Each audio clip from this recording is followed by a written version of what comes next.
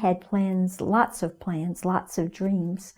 One of them was to be an executive secretary and move to the big city. But my dad and my mom weren't having it. My dad had his heart set on my going to college, and he sold a cow every quarter to pay my tuition.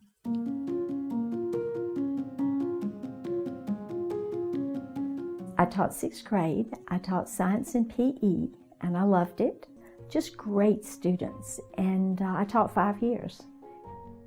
I was in Columbus, Georgia, and had been there in the school system there about 15 years.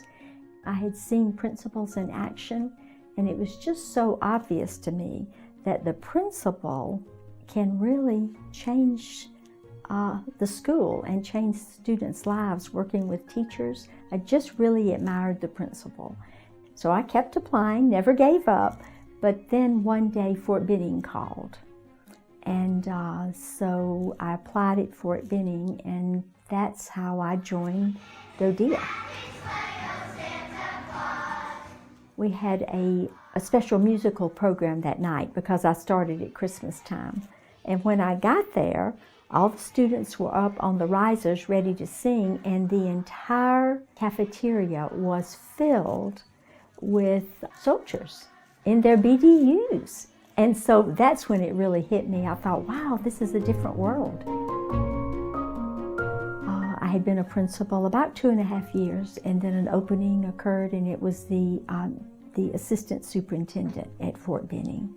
And then in 1994, our superintendent suddenly retired, and I applied for that, and I was very fortunate to be selected. And then we had a director of DoDEA who talked with us very openly.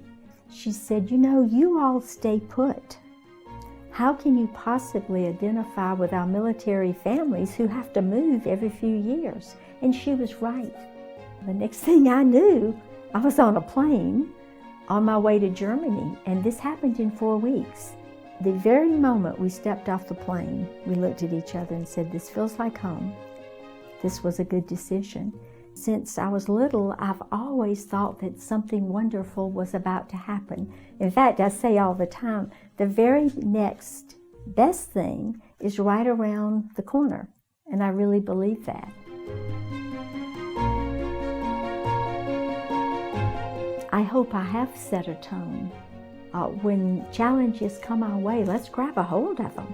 Let's do it with a smile. Let's do it with care for students, for our kids and our families. But it's just been an incredible 10 years here in Germany. I wouldn't take anything for it. I've loved the people I've worked with. All throughout Europe, people have welcomed me, and I'll always be grateful. But it's all about the people, and I'll never forget the people. I can hardly believe it as I look back. I often ask myself, how was I so blessed? I'll never understand it, and I'll never get used to the fact that it happened to me.